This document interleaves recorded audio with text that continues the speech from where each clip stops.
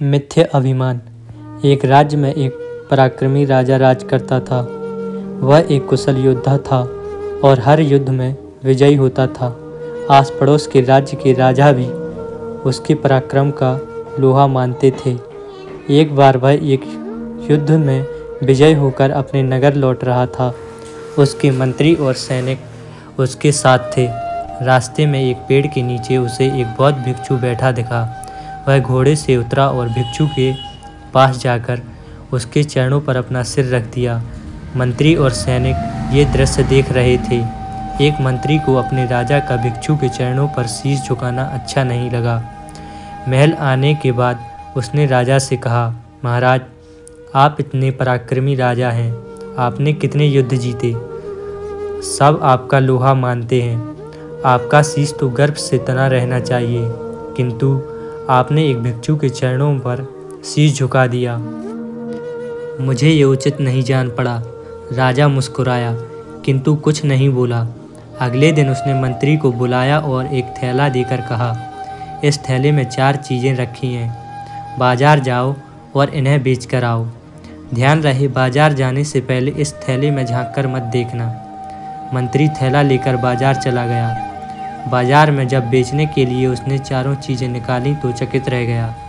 थैले में एक मुर्गी का सिर, एक मछली का सिर, एक बकरी का सिर और एक इंसान का सिर था। राजा की आज्ञा का पालन उसे करना ही था। उसने मुर्गी का सिर, मछली का सिर और बकरी का सिर तो बेच दिया, किंतु इंसान का सिर खरीदने को कोई तैयार नहीं हुआ।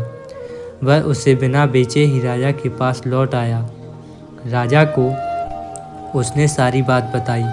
राजा ने कहा, कोई बात नहीं, कल एक प्रयास कर देखना। अब की बार तुम बिना कोई मूल्य लिए इंसान का सिर किसी को दे आना। अगले दिन मंत्री फिर बाजार गया। पूरे दिन उसने इंसान का सिर मुफ्त में लोगों को देने का प्रयास किया, किंतु मुफ्त में भी किसी ने वह सिर नहीं लिया। मंत्री महल लौट आया। वह समझ चुका था कि राजा ने उसे यह काम करने को क्यों कहा था।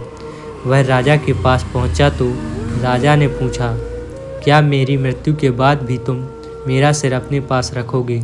मंत्री ने सिर झुकाया।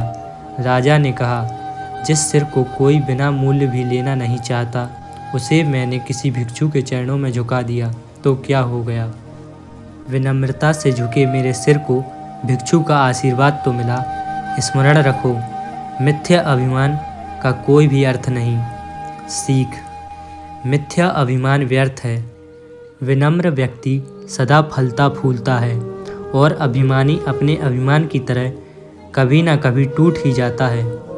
तो दोस्तों, अगर कहानी अच्छी लगी हो तो प्लीज़ हमारे चैनल को सब्सक्राइब करें और वीडियो को भी लाइक करें और कमेंट सेक्शन में जाकर भी ज़रूर लिखें कि वीडियो कैसी थी।